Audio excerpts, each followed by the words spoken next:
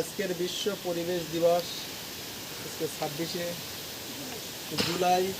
আমরা ম্যানগ্রোভ লাগানোর জন্য যে প্রস্তুতিটা নিয়েছি, এই প্রস্তুতিটা যেন আমাদের সারা বছরই চলে।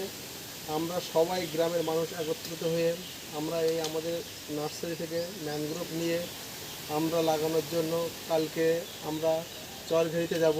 চরঘেরিতে ওখানে গিয়ে ম্যানগ্রোভটা রোপণ করব। এবং এই ম্যানগ্রোভ রোপণ করার উদ্দেশ্যটা আমাদের এই হলো যে আমরা সারা বছর বাঁচার তাগিদায়, যেমন আমাদের এখানে বিপর্যয় মোকাবেলার জন্য আমরা নদীর ধার দিয়ে ম্যানগ্রোভ লাগাই। ম্যানগ্রোভ লাগাই এই কারণে নদীর বাঁধটাকে প্রোটেকশন দেওয়ার জন্য। আর তারপরেও যে এর আরও গুণাগুণ আছে, যেমন এর গুণাগুণটা হলো কার্বন ডাই অক্সাইড প্রচুর পরিমাণ শোষণ করে এবং অক্সিজেন প্রচুর পরিমাণ এরা আমাদেরকে দেয়। এই জন্য আমরা বেছে নিয়েছি ম্যানগ্রোভটাকে লাগানোর জন্য। আর এই বিপর্যয়, যেমন আমাদের সমুদ্র খুব কাছে এসে গেছে, সামনে যে দিনগুলো আসছে সেই দিনগুলো খুব ভয়ঙ্কর।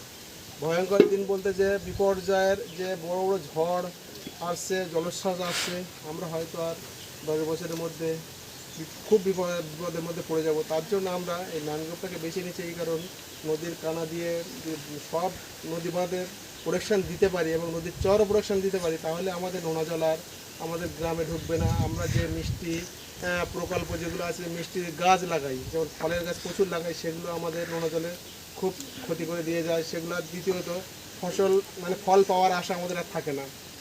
তার জন্য আমরা এই ভেবে নিয়ে এই সবাই একত্রিত হয়ে এই ম্যানগ্রোভ লাগানোর আগ্রহ হয়েছি। এবং আরও যারা আগ্রহী হতে চায় আমাদের এই চ্যানেলে এসে যোগাযোগ করবেন, এই মানে ফেসবুকে যোগাযোগ করবেন, আসবেন আমাদের সঙ্গে ম্যানগ্রোভ লাগাবেন। আরও আমরা ভেবেছি যে গ্রামের মানুষের উন্নতি করার জন্য, যেমন আমাদের জঙ্গলে গেলে প্রচুর পরিমাণ মানুষের অ্যাক্সিডেন্ট করছে, তাহলে আমাদের জীবিকা বহু দূর যেতে হচ্ছে।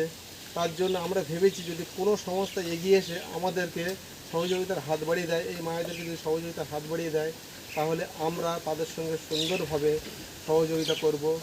এই বলে আমি আমার আজকে বিশ্ব দিবস ম্যানগ্রোভ লাগানোর পরিকল্পনা থেকে আমি আজকে